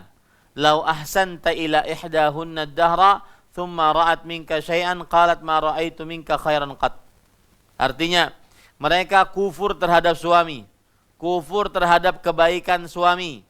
Jikalau berbuat baik kepada salah seorang, jikalau kalian wahai suami berbuat baik kepada salah seorang di antara mereka, di antara istri selama 1 tahun, kemudian ia melihat sesuatu keburukan dari Anda, maka ia akan berkata, aku tidak pernah melihat suatu kebaikan pun dari kamu. Saya akan jelaskan hadis ini. Perhatikan baik-baik. Perempuan, mohon maaf ibu-ibu, saudari-saudari muslimah, menjadi penghuni neraka terbanyak salah satu sebabnya adalah yakfurnal ashir, kufur terhadap suami. Apa maksudnya? Kufur terhadap kebaikan yang pernah diberikan oleh siapa? Suami. Tidak berterima kasih kalau dikasih hadiah. Tidak berterima kasih saat diberikan nafkah, saat diberikan makanan, tidak berterima kasih. Termasuk saat, lihat, termasuk tanda tidak berterima kasihnya seorang istri adalah kalau suami sudah berbuat baik selama setahun, sepanjang tahun dia berbuat baik, satu kali kemudian suami melakukan kesalahan, langsung sang istri mengatakan, kamu memang tidak cinta sama saya, mas. Saya beri contoh, contohnya begini. Suami sudah kerja dari pagi sampai sore. Sebelum pulang ke rumah, keluar kantor, dia telepon istrinya. Yang mau dibelikan apa? Ya, martabak Mesir atau nasi goreng? Mau diberikan apa? Maka sang istri mengatakan, martabak Mesir. Oh, sang suami mengatakan, siap. Pulanglah dia. Di jalan, sang suami melihat nasi goreng. Dia suka. Tiba-tiba dia suka. Dia belilah itu. Lupa dia martabak Mesir. Sang istri, ini sudah jam 5:30, martabak. Sudah berhayal martabak dia. Ternyata sang suami mengatakan, assalamualaikum, waalaikumsalam. Pas dibuka, kok nasi goreng? Mana martabaknya? Dasar mas, kamu itu tidak pernah perhatian sama saya. Lihat kata-kata itu. Kamu tidak pernah perhatian sama saya. Kamu tidak pernah sayang sama saya. Padahal anaknya sudah 5. Tidak sayang bagaimana itu? Nah ini hati-hati ibu-ibu yang punya penyakit seperti ini. Itu namanya salah satu contoh seorang istri tidak berterima kasih. Satu kesalahan sedikit susah untuk dimaafkan oleh istri. Padahal kesalahannya pun bukan prinsipil. Karena salahnya karena manusiawi. Ya, ini yang dimaksud dengan takfurnal ashir atau yakfurnal ashir. Tidak berterima kasih kepada suami, kufur terhadap kebaikan suami. Salah satu contohnya, kita wahai para suami berbuat baik sepanjang tahun. Ternyata ada satu kesalahan yang kita lakukan, ternyata sang istri benar-benar mengeneralisir, engkau tidak pernah berbuat baik, engkau tidak pernah sayang sama saya. 15 tahun ini tidak pernah engkau mengerjakan kebaikan. Nah, ini sebuah kekeliruan dari seorang perempuan. Kemudian ibu-ibu saudari-saudari muslimah yang dimuliakan oleh Allah Subhanahu wa taala, sekarang saya akan sebutkan beberapa hadis Rasul sallallahu alaihi wasallam yang harus diingat oleh para istri yang salihah. Yang pertama,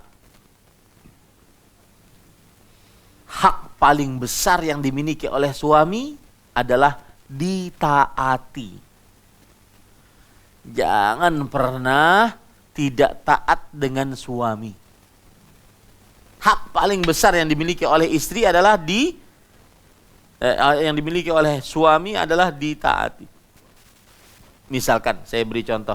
Ayo kita malam ini pengajian di Baitussalam. Kata sang istri, males. Ini berdosa dan dosanya besar. Ya.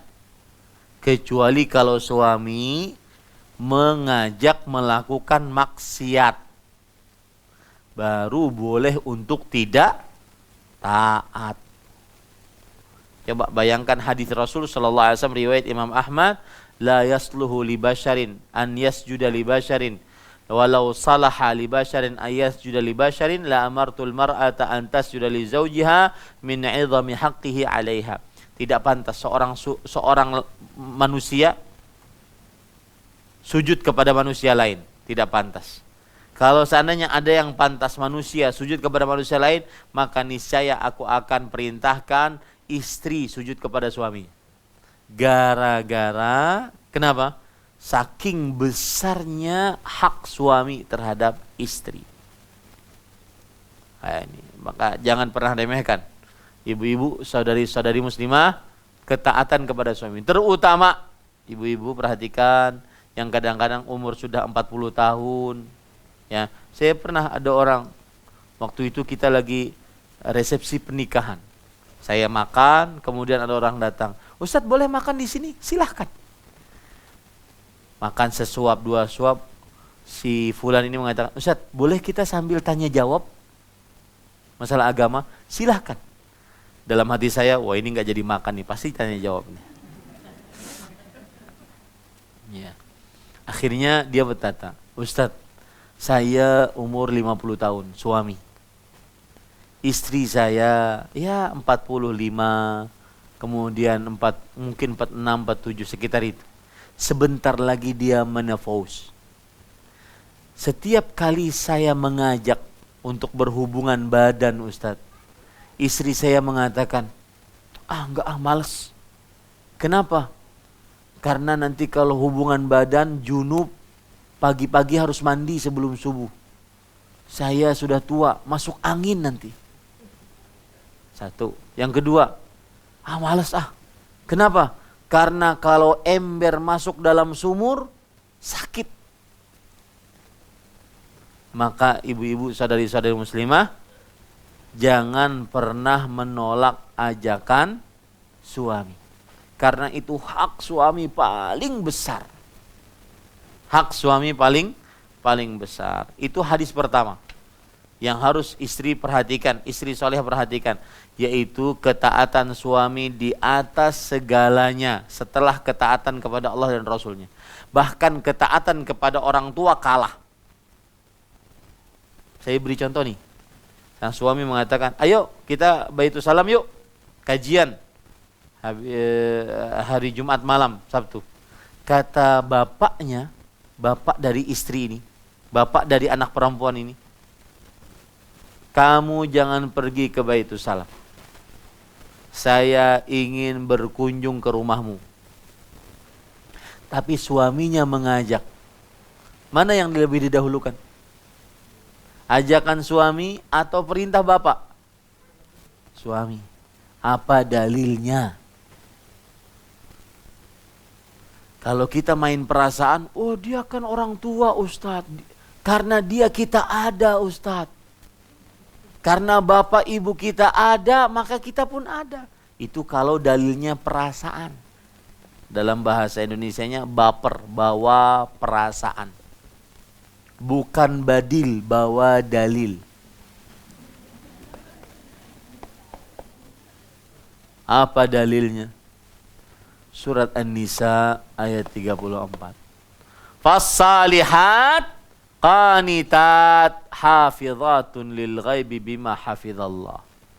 Wanita-wanita yang salihah adalah qanitat. Qanitat artinya taat kepada suaminya. Makanya Syekhul Islam, ulama Islam abad ke-8 Hijriah, ketika mengomentari ayat ini beliau mengatakan para ulama bersepakat. Bagi seorang perempuan yang sudah menikah, maka hak suami bisa mengalahkan hak orang tua si perempuan tersebut. Nah, ini yang pertama ibu-ibu ya. Jaga hak suami. Selama dia mengerjakan ketaatan, lakukan. Terutama nih Bu, kalau di atas ranjang. Yang ayo dong yang lagi pengen nih. Itu jangan pernah menolak. Kalau menolak dosa besar. Ustadz, kalau lagi letih bagaimana Ustadz? Paham letih ya? Kalau lagi capek bagaimana Ustadz? Maka jawabannya adalah, kalau seandainya capek-capek sedikit, layanilah. Tapi kalau seandainya capek yang menyebabkan kalau kita melakukan hubungan badan mati, maka baru minta izin. Ya. Kenapa? Lihat hadis Rasul. Idza da'a ar-rajulu imra'atahu ila firashih falta'tihi wa in kanat 'ala tan-nur. Jika seorang suami mengajak istrinya ke ranjangnya, hendaknya istri mendatanginya meskipun sang istri sedang memanggang roti. Apa maksudnya memanggang roti? Roti kalau ditinggal gosong, hangus. Ya, artinya biarkan roti gosong, hangus, asalkan layani suami. Kenapa? Para ulama mengatakan, talful mal ashalu min wuqu'iz zawj fi zina. Hancurnya, gosongnya, hangusnya roti ini lebih ringan dibandingkan suami nyari tempat lain. Dibandingkan suami masuk ke dalam perzinahan. Paham ya? Itu masih ringan hadisnya. Lihat ada hadis yang lain. Rasulullah SAW bersabda, la tu'addil mar'atu haqqa rabbiha hatta tu'addiya haqqa zawjiha. Walau anna zawjaha da'athu falta'tihi wa in kana ala qatab.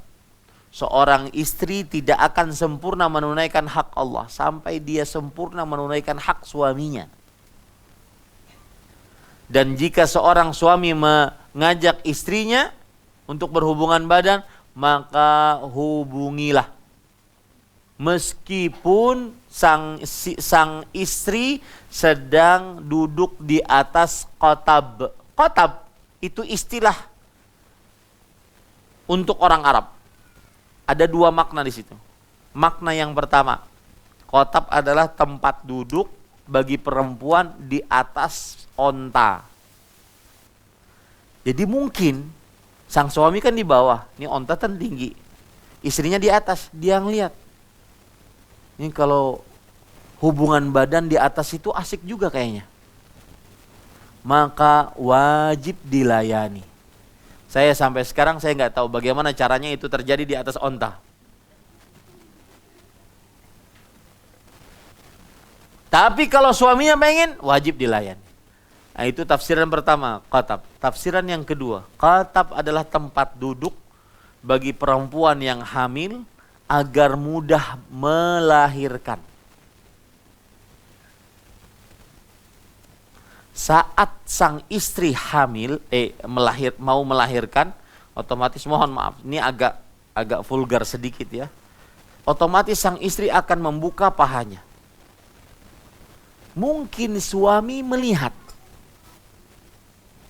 Bayangkan dalam keadaan genting-gentingnya, sang suami ingin, wajib dilayani. Yang satu ingin keluar, yang satu ingin masuk. Mengeluarkan anak maksudnya. Itu wajib dilayani. Lihat ibu-ibu, jangan pernah remehkan masalah ini. Hak suami paling utama adalah ditaati dalam hal apapun selama bukan maksiat. Nah, kita lanjutkan sekarang, ibu-ibu, saudari-saudari muslimah. Yang keempat, wanita penghuni neraka yang keempat, yaitu apa itu? Wanita-wanita kasiyat ariyat. Kasiyat artinya berpakaian. Ariyat artinya telanjang. Wanita-wanita kasiyat ariyat, berpakaian tapi telanjang. Dan ini berdasarkan hadis riwayat Imam Muslim dari Abu Hurairah radhiyallahu anhu, Rasul sallallahu alaihi wasallam bersabda, sinfani min ahlin nar lam arahuma, qaumun ma'ahum siyatun ka'adnabil baqar yadribuna bihan nas, wa nisa'un kasiyat ariyat mumilat ma'ilat, ru'usuhunna ka'asnimatil bukhti ma'ilah la yadkhulnal jannah wa la yajidna rihaha wa inna rihaha la tujatu min masirati kadza wa kadza, rawahu Muslim. Artinya Rasulullah sallallahu alaihi wasallam bersabda, dua golongan merupakan penghuni neraka. Aku tidak pernah melihat mereka berdua. Jadi Rasulullah SAW selama hidup tidak pernah melihat dua golongan ini. Yang pertama, suatu kaum yang mempunyai cambuk seperti ekor-ekor sapi. Mereka memukulkan dengannya manusia. Maksudnya apa? Pemimpin-pemimpin zalim, suka mukulin rakyat. Penguasa-penguasa zalim, suka mukulin rakyat. Ini yang pertama. Yang kedua, wanita-wanita kasiat tetapi ariyat, memakai pakaian tapi telanjang. Kita akan berhenti pada memakai pakaian tetapi telanjang. Yang pertama, apa maksud memakai pakaian tetapi telanjang? Kata Imam An-Nawawi, Yahya bin Syaraf An-Nawawi yang bermadzhab Syafi'i, beliau mengatakan wanita-wanita yang berpakaian yaitu wanita yang mempunyai pakaian, mempunyai harta, rumah, emas, perak, mobil, punya harta, tapi ariyat, tetapi telanjang. Telanjang dari apa? Dari syukur. Ini wanita yang pertama, wanita-wanita yang kasiat, ariyat, memakai pakaian, diberi nikmat oleh Allah, entah itu rumah megah, mobil mewah, harta bertumpuk, emas, perak, tapi ariyat, telanjang, kosong dari syukur, sering mengeluh, tidak pernah bersyukur kepada Allah Subhanahu wa taala. Ini tafsiran yang pertama. Tafsiran yang kedua, wanita-wanita kasiat adalah wanita-wanita ariyat, dan wanita-wanita yang memakai pakaian kasiat, dan ariyat adalah wanita-wanita yang ariyat telanjang, artinya tidak pernah memikirkan perkara akhirat. Saya beri contoh ya Bu, mohon maaf. Ibu perhatian kepada rambut, hair extension, kemudian bulu mata panjang-panjang, ya, perhatian dia. Kemudian kemulusan pipi, kemancungan hidung, kedoeran bibir, ya, perhatian. Pedicure, ya, kemudian kemulusan tubuh, kemudian kebagusan bentuk tubuh, perhatian. Tapi urusan agama nol, seperti telanjang, kosong. Hafalan Al-Quran tidak punya. Paling-paling punyanya 3 qul. Qul huwallahu ahad, a'udzu birabbil falaq, a'udzu birabbin nas. Tambah surat paling favorit, Inna A'taina. Itu pun warisan Raudhatul Atfal. Ya, sebelum ibtidaiyah, sebelum SD, sekolah dasar. Kalau di Malaysia apa? Ibtidaiyah apa? Sebelum elementary, sekolah rendah. Ini sebelum sekolah rendah. Warisannya Inna A'taina. Doa tidak banyak hafal. Khusus ibu-ibu, mohon maaf, ibu-ibu sebagian belum paham hukum-hukum darah kebiasaan perempuan. Ini enggak boleh. Haram hukumnya. Seorang perempuan tidak tahu darah kebiasaan perempuan. Dari mulai haid, istihadhah, nifas. Ini wanita kasiat ariyat. Wanita yang cuma perhatian terhadap dunia, tapi ariyat, kosong perkara akhirat. Apalagi ibadah. Apalagi tahajud. Ya, apalagi baca Quran, tidak punya wiridan, setiap hari harus baca sekian, nggak ada. Yang diperbanyak adalah murajaah Facebook, murajaah Instagram. Nah, ini hati-hati ibu-ibu, saudari-saudari muslimah. perhatian kepada kulit mulus, perhatian kepada tambal sulam alis. Ya, alis kadang-kadang, ini kan alis ini Allah berikan kepada kita masing-masing memang sudah sesuai dengan bentuk wajah. Ini sebagian perempuan dikerik, dicoret-coret. Pasti jelek, Bu, pasti jelek, Bu. Ya. Itu yang kedua. Yang ketiga, wanita kasiat ariyat adalah wanita yang memakai pakaian sebagian ditutup dan sebagian yang lain dibuka. Ya, termasuk di dalamnya sebagian yang memakai jilbab, sebagian ditutup sini. Ya, akan tetapi lengannya bajunya begini. Ada enggak? Ada.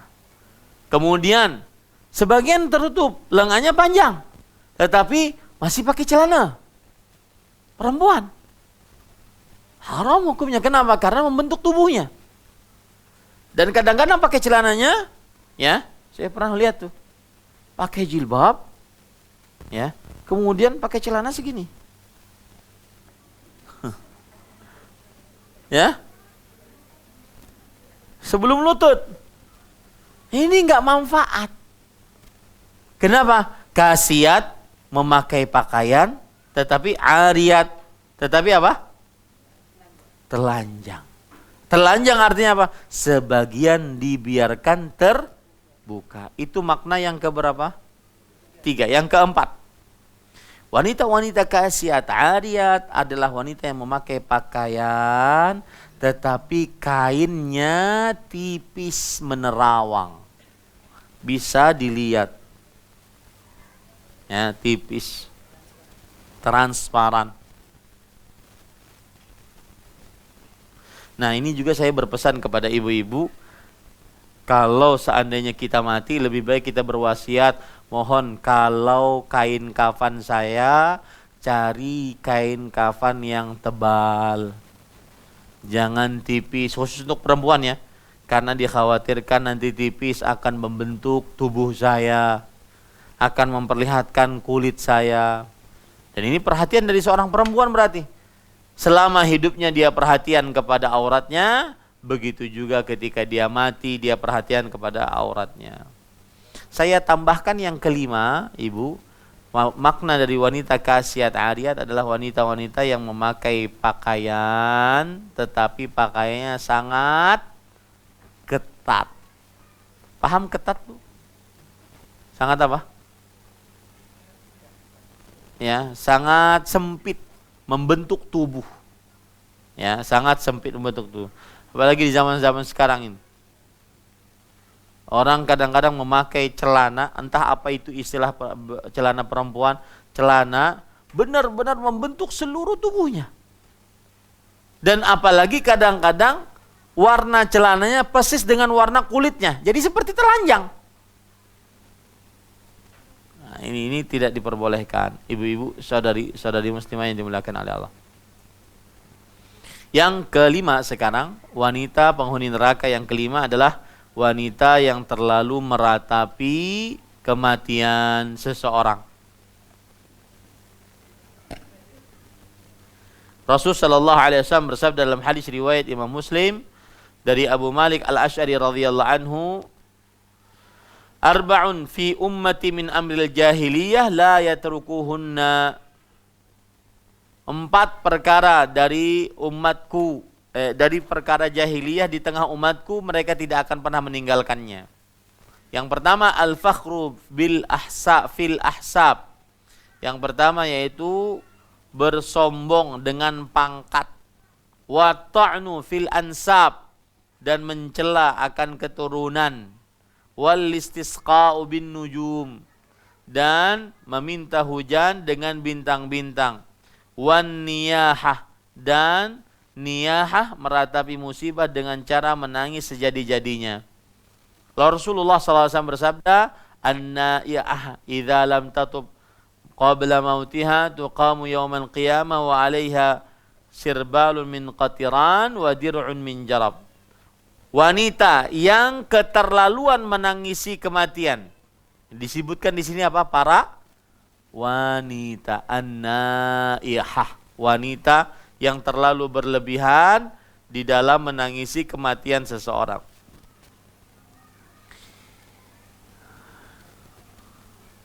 Jika tidak bertobat sebelum meninggalnya, maka akan diberikan pada hari kiamat dengan pakaian, dipakaikan dengan pakaian dari arang panas dan baju dari besi yang berkarat yang menimbulkan penyakit kulit.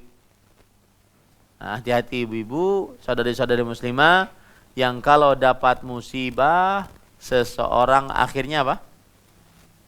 Akhirnya terlalu berlebih-lebihan menangis. Saya pernah waktu itu di Arab Saudi, ada majikan datang bersama tenaga kerja perempuan. Kemudian majikannya bercerita, Ahmad, ini anak sudah saya anggap saudara sendiri. Apa yang kita makan, dia juga makan. Apa yang kita pakai, dia juga pakai. Dan dia sangat betah di rumah kita. Walhamdulillah. Cuma 3 hari belakangan ini dia cuma bisa nangis, nggak mau ngomong dan tidak mau makan. Maka saya datang kepada engkau sekarang, wahai Ahmad. Kamu kan negaranya, coba tanya, kenapa? Apa sebabnya? Pas saya tanya, Bu, mohon maaf, kenapa ibu tidak mau makan, tidak mau minum? Ibu nanti sakit. Yang sakit bukan hanya ibu nanti sakit. Yang bertanggung jawab bukan hanya yang sakit, akan tetapi juga majikannya. Kasihan kan majikannya. Dia sudah baik kepada ibu, kemudian nanti dipenjara gara-gara ibunya sakit atau ibunya meninggal. Kenapa? Ada apa, Bu? Ceritakan. Maka beliau sebelum menceritakan, kenapa saya, Ustadz? Kenapa saya? Maka saya sudah tahu ini kayaknya ada yang meninggal. Maka saya katakan, karena sudah takdirnya, Bu. Ibu kalau mau nolak juga nggak bisa. Sekarang ibu ceritakan apa sebabnya. Begini, Ustadz, suami saya kerja, kemudian anak juga sekolah. Anak ditabrak orang, meninggal di tempat. Suami saya mendengar hal tersebut, dia bergegas di tengah jalan juga tabrakan, meninggal di tempat. 2 orang yang dia cintai meninggal di tempat. Maka saya katakan kepada ibu tersebut, Bu, bersabar. Itu sudah 50.000 tahun sebelum penciptaan langit dan bumi, Allah sudah ciptakan. Bersabarlah. Kemudian dia katakan, gak bisa Ustaz, gak bisa bersabar. Ibu mohon maaf, ibu sekarang kalau ingin lagi punya anak, maka ibu bisa nikah. Kemudian punya anak. Sebagai gantian yang sudah meninggal tadi. Kan selesai urusan. Maka beliau mengatakan, enggak bisa Ustaz. Kenapa? Karena rahim saya sudah diangkat. Ya. Tidak bisa, kata beliau. Karena rahim saya sudah diangkat. Maka pada saat itu, itulah ujian dari Allah Subhanahu wa ta'ala.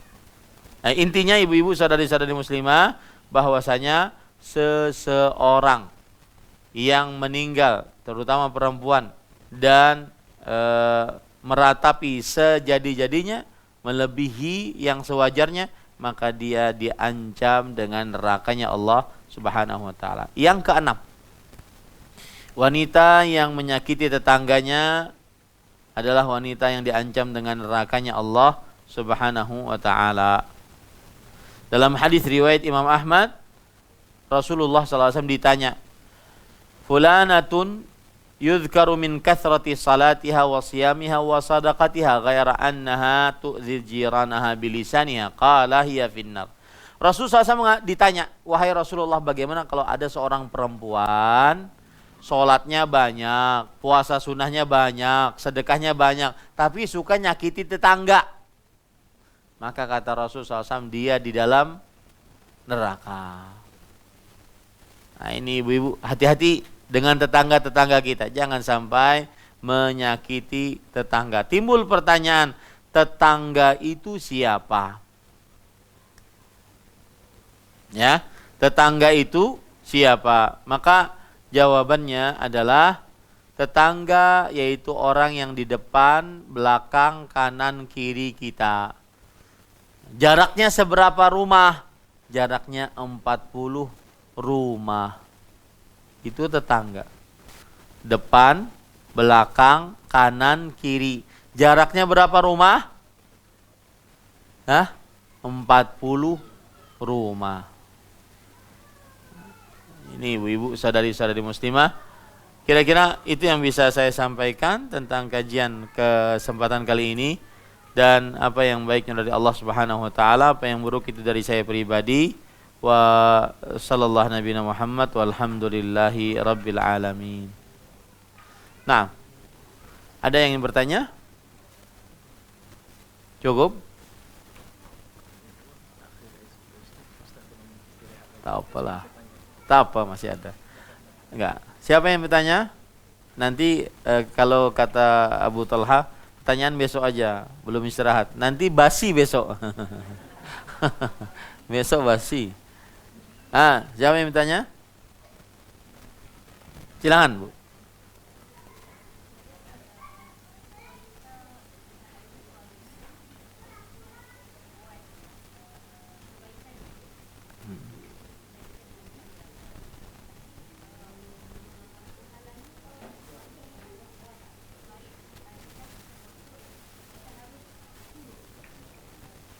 Harus apa? Kebaikan. Iya. Itu pertanyaan, Bu? Iya. Jawabannya bismillah, alhamdulillah, wassalatu wassalamu ala rasulillah wa ala alihi wa sahbihi wa man wala. Perhatikan, tadi kita katakan kenapa istri Nabi istri Abu Lahab masuk neraka. Dan ini bagi pelajaran bagi para perempuan, salah satu sebabnya adalah menghalangi suami melakukan kebaikan. Menghalangi suami melakukan kebaikan, menghalangi Abu Lahab beriman kepada Allah Subhanahu wa taala dan kepada Rasulullah sallallahu alaihi wasallam. Taib. Apakah sama kalau seandainya istri menyuruh berbuat kebaikan?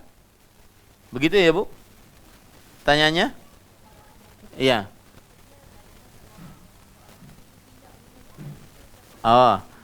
Apakah kalau seorang istri itu tidak menyuruh, artinya dia biarkan saja, apakah termasuk sama dengan menghalangi? Saya beri contoh.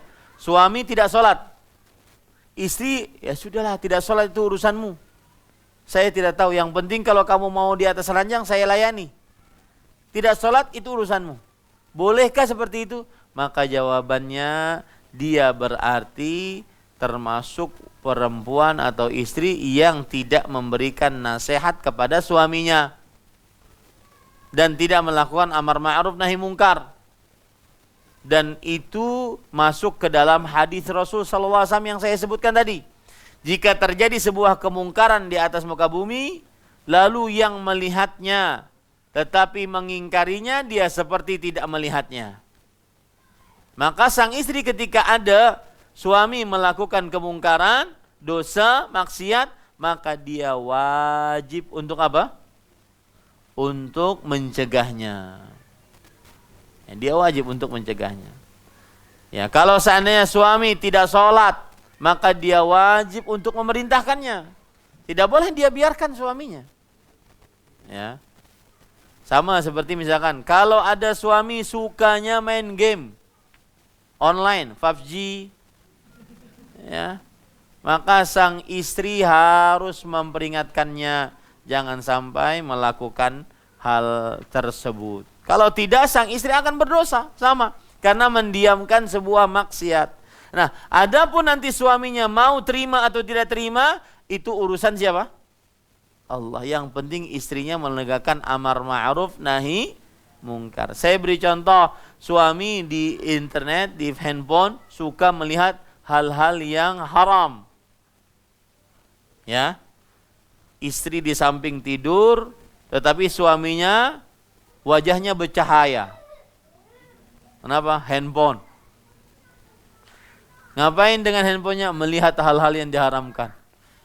Padahal bisa cuma melihat, tidak bisa dinikmati. Sedangkan yang di samping istrinya bisa dia nikmati, dia biarkan.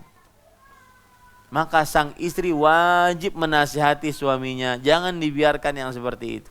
saya banyak dapat curhatan. Dapat curahan hati banyak.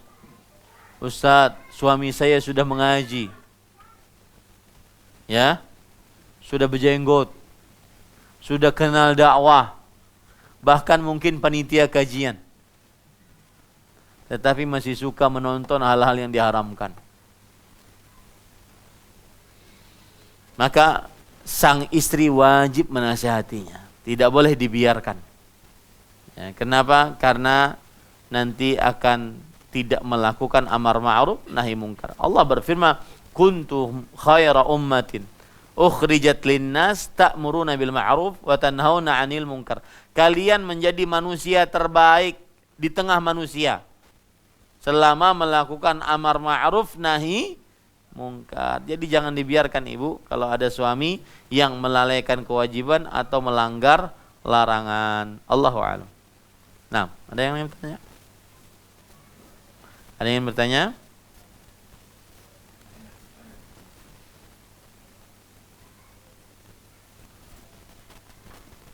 Besok tema kita apa?